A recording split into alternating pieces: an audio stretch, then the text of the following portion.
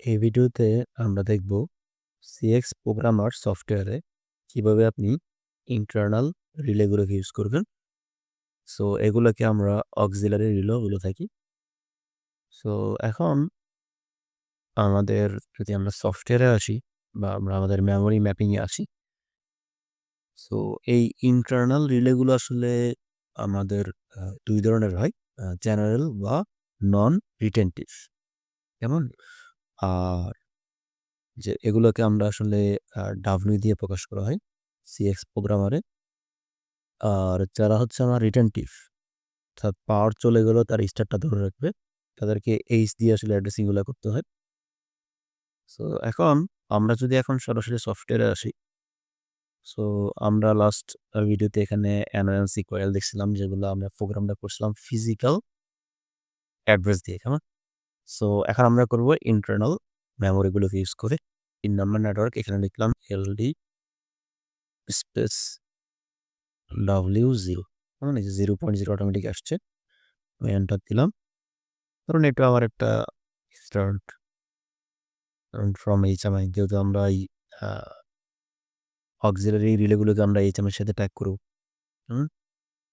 এরপর ধরুন আমাকে লিখতে হবে এলডি নট, কেমন? এনসির জন্য এলডি নট। সো এর কোডটা W0.1, সে আমাকে অটোমেটিক অ্যাড্রেসটা দিচ্ছে। আমি জাস্ট প্রথমবার লিখে দিয়েছিলাম। So enter, enter. ধরুন আমার স্টপ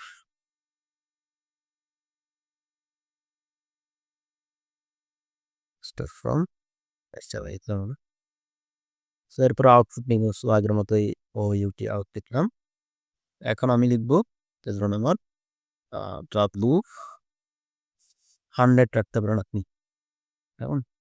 সো আপনি চাইলে কিন্তু আসলে 0.2 কেও একটা কয়েল হিসেবে ইউজ করতে পারেন। সো আমি এটাই করি 0.02। ওকে, এখানে কমেন্ট আর লিখলাম না, আমি আপনি চাইলে কমেন্ট লিখতে পারেন। এখন যদি এটাকে ল্যাচিং করতে চাই, সো আমি এর নিচে ক্লিক করব। এখানে এখন এর নিচে এসে আমি লিখবো অর। সো এটা কার? এই যে W0.2, এখানে অটোমেটিক অ্যাড্রেসটা আসছে। আমি জাস্ট এন্টার দিয়ে দিব। কমেন্ট লিখতে পারেন আমাদের রিলে 1, ল্যাচিংটা কিন্তু হয়ে গেছে। সো এটা কিন্তু আসলে জেনারেল রিলে, নন ল্যাচ। আর যারা আমাদের ল্যাস্ট, সেগুলো হচ্ছে আমাদের এইচআর দিয়ে লিখতে হবে, কেমন? সো আমি এটাও নিয়ে দেখাই। এখন ধরুন আমি এই সেম জায়গায় আমি কি করলাম, এই সেম সুইচ দ্বারা এখানে আমি হাই করব আমাদের এইচ গুলাকে, কেমন? আমি ওইউটি লিখলাম, এইচআর দিলাম, অনলি এইচ লিখবো আমরা। এইচআর হবে না, আসলে এইচ দিয়ে শুরু করতে হবে। সো আমি H0.0 লিখলাম, ফ্যানটার তেল। এটা এখানে হবে না, এটাকে আমি ড্র্যাগ করে এখানে নিয়ে আসলাম। দেন আমি আমার এখান থেকে যে আমাদের হরিজন্টাল লাইন নিলাম, নিয়ে এটাকে কমপ্লিট করে দিব। সো তাও কিন্তু এখানে একটা ইরর দেখাচ্ছে, কেমন? এটা কিন্তু রেড হয়ে আছে। সো আমি একটা কাজ করি, এই পুরা জিনিসটাকে Ctrl+X দিয়ে 4 নম্বরে পেস্ট করি। এখন কিন্তু আর ইররটা নাই। সো এখন আমি ধরুন এটাকে ল্যাচ করব। সো আমি এই অ্যারোর নিচেই আমি অর লিখলাম। সো এই অরটা কি আসলে? আমাদের H0, তাই না? আমি এন্টার দিয়ে দিলাম। জাস্ট H0 লিখে এন্টার দিলাম, যেহেতু H0 এখানে আছে। সো এখন এটা হচ্ছে আমাদের নন ল্যাস্ট, আর এটা হচ্ছে আমাদের ল্যাস্ট বা রিটেনটিভ। সো পার্থক্যটা আমরা একটু দেখি। আমি এটাকে সেভ দিয়ে সিমুলেশনটাকে রান করলাম।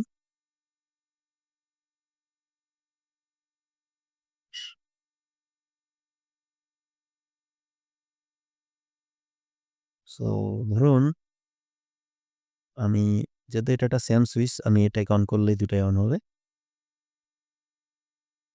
আমি সেট অন দিলাম, দুটাই কিন্তু অন হয়েছে, কেমন? যেহেতু একই সুইচ। আবার সেট অফ করলাম। সো এখন দুইটাই ল্যাচিং দিয়ে চলতেছে।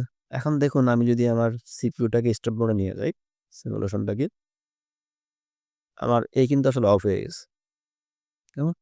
যেহেতু এটা নন রিটেনটিভ বা নন ল্যাস্ট। আর যেটা রিটেনটিভ অর্থাৎ এইচ তারা কিন্তু লাস্ট হয়ে আছে। সো আপনি আবার চালু করলে সে কিন্তু আসলে আপনার আ চালু অবস্থায় তার লাস্ট যে স্টেট অর্থাৎ যেই স্টেটে আপনি পাওয়ারটাকে লস করছেন, অন থাকলে অনই থাকবে, আর অফ থাকলে সে অফই থাকবে। সো আমি যদি আবার এটাকে সিমুলেশনটাকে অফ করতে চাই, জাস্ট আমি এখান থেকে এই যে আমার ওয়ার্ক অনলাইন সিমুলেটর এখানে চেক করলে এটা সিমুলেশনটা অফ হয়ে যাবে। কেমন? সো এভাবে আমরা খুব সহজে সিএক্স প্রোগ্রামারে জেনারেল এবং রিটেনটিভ ইন্টারনাল মেমোরি কয়েলগুলোকে আমরা ইউজ করতে পারবো। সকলকে অসংখ্য ধন্যবাদ। আসসালামু আলাইকুম।